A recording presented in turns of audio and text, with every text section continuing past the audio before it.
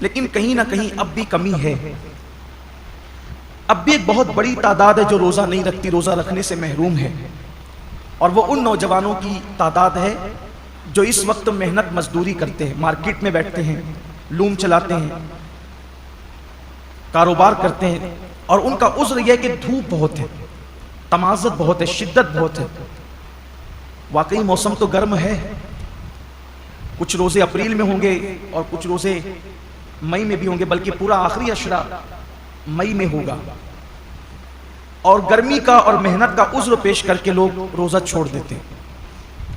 پہلی بات تو یہ ہے کہ موسم کا عذر یا محنت کا عذر پیش کر کے روزہ چھوڑنے کی اجازت نہیں ہو سکتی، بلکہ اگر محنت مزدوری کی وجہ سے آپ روزہ چھوڑتے ہیں تو اسلام کا حکم یہ جو احکام شرع ہے وہ بتا رہا ہوں آپ کو، کہ ایک طرف روزہ چھوٹتا ہے کام دھام کی وجہ سے، آپ اپنے اندر طاقت نہیں پاتے کہ محنت بھی کریں اور روزہ بھی رکھیں تو روزہ نہیں چھوڑ سکتے. آپ کو شریعت یہ حکم دیتی ہے کہ آپ اپنی مصروفیات کم کر دیجیے، آپ کام شارٹ کیجئے، لیکن روزہ آپ کو رکھنا ہے.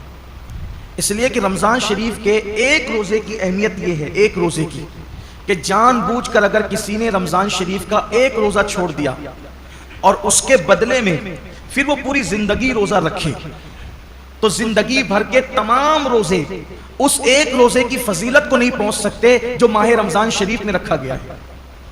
ماہ رمضان شریف کے روزے کا بدل زندگی بھر کے روزے نہیں ہو سکتے. جو فضیلت ان دنوں کی ہے، یہ موسم ہے روزے کا. اور کچھ لوگ چھوٹی موٹی بیماری کا بہانہ لے کر بھی روزہ چھوڑتے ہیں. ہر چھوٹی موٹی بیماری پر روزہ چھوڑنے کی اجازت نہیں ہے، گنہگار ہوں گے، سخت گنہگار ہوں گے. جس نے ایک روزہ رمضان شریف کا چھوڑا پھر اس کو قضا بھی کرنا پڑے گا ایک روزہ، اور توبہ بھی کرنی پڑے گی. یہ بھی عوام میں غلط فہمی ہے کہ جو لوگ سوچتے ہیں کہ رمضان شریف کا ایک روزہ چھوڑ دیا جان بوجھ کر تو 60 روزے رکھنے پڑیں گے. ایسا نہیں ہے، ایک ہی روزہ رکھنا ہے. یہ اصل میں جو بلا وجہ روزہ توڑ دیتے ہیں رکھ کر 60 روزے ان کے لیے کفارے میں، لیکن جس نے روزہ چھوڑ دیا بہت برا کیا اس نے. ایک ہی روزہ رکھے گا بعد میں قضا، لیکن ساتھ ہی اس کو توبہ بھی کرنی پڑے گی. صرف روزہ قضا کرنے سے معاملہ ختم نہیں ہوگا، سچی توبہ بھی اس کے ساتھ لازم ہوگی. بلکہ جن لوگوں کے روزے کسی وجہ سے، لا علمی کی وجہ سے پہلے چھوٹ گئے تو وہ عام دنوں میں غیر رمضان میں ان روزوں کی دھیرے دھیرے قضا کر لیں. روزہ نہ رکھنے کا وبال بڑا دردناک ہے. اللہ کے رسول صلی اللہ علیہ وآلہ وسلم فرماتے ہیں کہ میں نے جب شب معراج جہنم کا مشاہدہ کیا تو میں نے دیکھا کہ کچھ لوگوں کے جبڑوں کو آگ کی کینچی سے کاٹا جا رہا ہے. میں نے پوچھا جبریل یہ کون لوگ ہیں؟ عرض کیا یا رسول اللہ صلی اللہ علیہ وآلہ وسلم یہ آپ کی امت کے وہ لوگ ہیں جو ماہ رمضان شریف میں روزے نہیں رکھتے تھے. اس لیے یہ دنیا ہے، یہاں تو روتے گاتے گرتے پڑتے خوشی غمی میں زندگی کیسے بھی گزر جائے گی، لیکن ایک دن آخرت ہے. دنیا ختم ہونے والی ہے اور آخرت کبھی ختم نہیں ہوگی. آج عمل کر سکتے ہیں، اس کی اہمیت کا اندازہ نہیں ہے. جب اس عمل کا صلہ ملے گا اور عمل نہ کرنے پر سزا ملے گی تب انسان پچھتائے گا کہ کاش میں نے اس کا فائدہ اٹھا کر زندگی کا کچھ نیکیاں اکٹھا کر لی ہوتی، کچھ عمل کر لیا ہوتا. بلکہ مرنے والے اللہ کی بارگاہ میں منت کرتے ہیں کہ میرے اللہ ہمیں صرف 2 رکعت دنیا میں جا کر پڑھنے کی اجازت دے دے. لیکن ارشاد ہوتا ہے بندے جب ہم نے تجھے موقع دیا تھا اس وقت تو نے اس سے فائدہ نہیں اٹھایا. اب زندگی ختم ہو گئی ہے، اب دوبارہ کسی کو دنیا میں نہیں بھیجا جائے گا. اس لیے میں اپنے نوجوانوں سے کہتا ہوں بہانہ مت کیجیے. روزہ رکھنے والے کو صبر اللہ دیتا ہے. اور ایک بات آج آپ سے کہنا چاہتا ہوں، اگر کسی غربت کی، تنگ دستی کی یا محنت مزدوری کی وجہ سے آپ کا روزہ پر مشقت ہے، آپ کے روزے میں مشقت ہے، تکلیف ہے، تو یہ بات ہمیشہ یاد رکھیے گا کہ جس نیکی میں جتنی تکلیف ہوگی، جس نیکی میں جتنی تکلیف ہوگی اس کا صلہ اتنا بڑھا دیا جائے گا.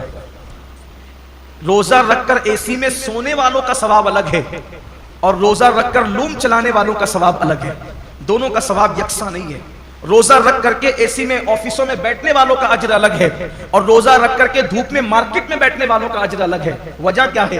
دیکھیے ڈاکٹر اقبال نے اس فلسفے کو بہت اچھے سے سمجھایا ہے. اقبال کہتے ہیں الفاظ و معانی میں تفاوت نہیں لیکن الفاظ و معانی میں تفاوت نہیں لیکن ملا کی اذان اور مجاہد کی اذان اور. جو مسجد کے اندر کھڑے ہو کر کے اذان دیتا ہے اس کے الفاظ بھی وہی ہے اور جو مسجد کے اندر اذان پڑے اس کا معنی بھی وہی ہے اور جو جہاد کے صحرا میں اذان دے اس کا معنی بھی وہی ہے اور اس کے الفاظ بھی وہی ہے، لیکن جو اذان کا ثواب مسجد میں کھڑے ہونے والے مؤذن کو ملتا ہے وہ مجاہد کو نہیں ملتا، اس لیے کہ دونوں کی اذان میں بڑا فرق ہے۔ مؤذن کی اذان پر چند لوگ مسجد میں آتے ہیں اور مجاہد کی اذان پر پوری قوم کو اللہ کامیابی اور فلاح عطا فرماتا ہے، دونوں میں بڑا فرق ہے۔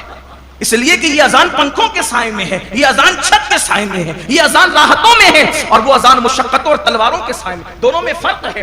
تو اسی طریقے سے اقبال کی فکر سے روشنی لے کر کہہ رہا ہوں، اور حدیث پاک کہ جس نیکی میں جتنی مشقت اور تکلیف ہوگی اس کا صلہ اتنا بڑھا دیا جائے گا۔ تو لوم چلانے والے مزدور کبھی غمگین نہ ہوں کہ کیسے کریں، ہمت سے کام لیجیے، جہنم مت خریدیے، جہنم کی عذاب کا عذاب مت خریدیے۔ اگر اللہ نے، اللہ کی مرضی کسی کو مزدور بنایا کسی کو سیٹ بنایا، لیکن آپ کو کام ہمت سے لینا ہے، اللہ اس کا صلہ بہت بڑھا دے گا، اللہ اس کا اجر بہت بڑھا دے گا۔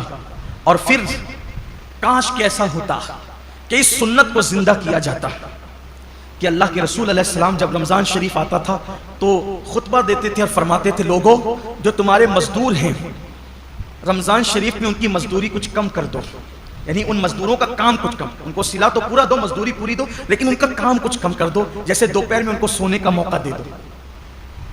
اب یہاں تو سیٹھوں کا حال یہ ہے کہ اگر مزدور نماز پڑھنے رمضان شریف میں بھی جائے تو ان کے ماتھے پہ شکن آتا ہے۔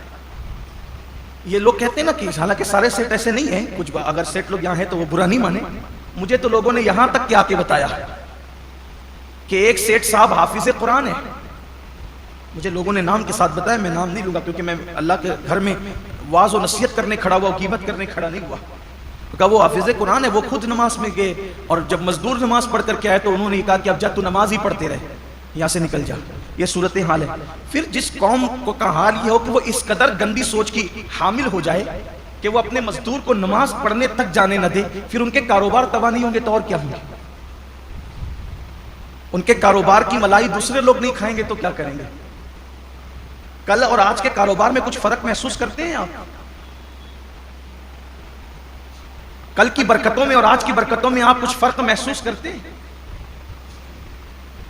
کل بھی ہمارے باپ داداؤں نے کاروبار سنبھالا اور آج بھی ہماری نئی نسل سنبھالی۔ فرق یہ ہے کہ وہاں جب دین کا معاملہ آتا تھا تو وہ اپنے آپ کو سرنڈر کر دیتے تھے، قدرت نے انہیں برکتوں سے نوازا تھا۔ آج بہت کاروبار بڑھا لیا گیا ہے لیکن پھر بھی ہائے ہائے کیا جا رہا ہے، برکتیں اٹھ گئی ہے۔ وجہ یہ ہے کہ دین سے دوری ہے، مذہب سے دوری، اور انسان جب دین سے دور ہوگا تب تک وہ روئے گا، تب تک وہ پچھتائے گا، تب تک ناکامی اس کے گلے کا ہار بنے گی۔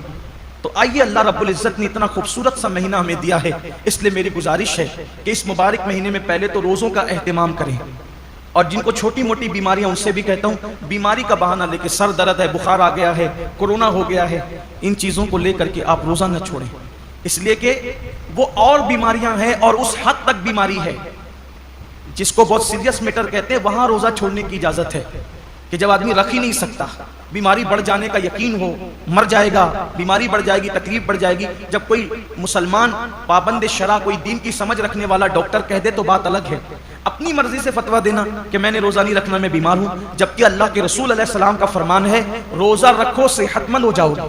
روزے سے بیماری نہیں بڑھتی بلکہ روزے سے صحت ملا کرتی۔ جب اللہ کے رسول نے کہہ دیا جو طبیبوں کے طبیب ہے، جو حکیموں کے حکیم ہے، جو صرف جسموں کے حکیم نہیں بلکہ روحانیت کے بھی حکیم و طبیب ہے، تو جب اس رسول نے فرما دیا روزہ رکھو صحت مند ہو جاؤ گے تو پھر صحت ملنا ہی ملنا ہے۔ اس لیے بہانہ نہ کرو۔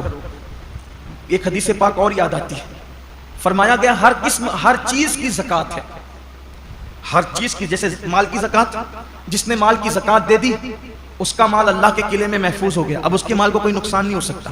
ایسے ہی جان کی بھی زکوٰۃ ہے، جسم کی بھی زکوٰۃ ہے۔ تو جان کی زکوٰۃ کیا ہے؟ میرے آقا علیہ السلام فرماتے ہیں روزہ یہ تمہاری جان کی زکوٰۃ ہے، تمہارے جسم کی زکوٰۃ، مطلب جو لوگ روزہ رکھ لیتے ہیں اب ان کی جان بھی اللہ محفوظ کر لیتا ہے، وہ مہلک بیماریوں سے، موذی بیماریوں سے محفوظ ہو جاتے ہیں۔ آپ دیکھیے اللہ کے اولیاء، آج جتنی کثرت سے بیماریاں ہیں پہلے نہیں تھی، اور جو بیماریاں آج ہیں وہ پہلے نہیں تھی۔ کیوں؟ اس دور میں لوگ صرف رمضان شریف کے روزے نہیں رکھتے تھے بلکہ مہینے میں 13، 14، 15 تاریخ کو بھی اکثر مسلمان روزہ رکھتے تھے۔ 3 روزے تو مہینے میں رکھتے ہی تھے مسلمان، پھر اس کے بعد جو اور دن سے قریب تھے وہ پیر اور جمعرات کے بھی روزے رکھتے تھے۔ پھر موقع بموقع عاشورہ کا روزہ، یہ روزہ وہ روزہ، یعنی جو موقع آیا اس کے بہانے سے روزے رکھتے تھے. اس لیے یہ بیماریاں ان کو نہیں تھی جن بیماریوں میں ہم مبتلا ہیں. کیوں؟ کیونکہ وہ جسم کی زکوٰۃ نکالتے رہتے تھے، اور جب زکوٰۃ نکلتی رہے گی تو جسم محفوظ ہوتا رہے گا. ہم سمجھتے کہ کھانے سے طاقت ملتی ہے، طاقت کھانے سے نہیں ملتی. کھانا تو ایک بہانہ ہے.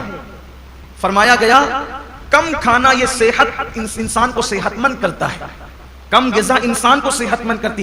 ہم کھانے کے لیے پیدا نہیں ہوئے، کھانا ہمارے لیے پیدا ہوا. بزرگوں نے فرمایا جینے کے لیے کھایا کرو، کھانے کے لیے جیا مت کرو، اللہ کے لیے جیو. یہ انسان کی سوچ اور فکر ہونا چاہیے. تو پہلی چیز یہ ہے روزہ رکھیے، روزے کا اہتمام کیجیے. اور روزہ رکھیے تو اس طرح رکھیے جیسے اللہ نے روزہ رکھنے کا حکم دی.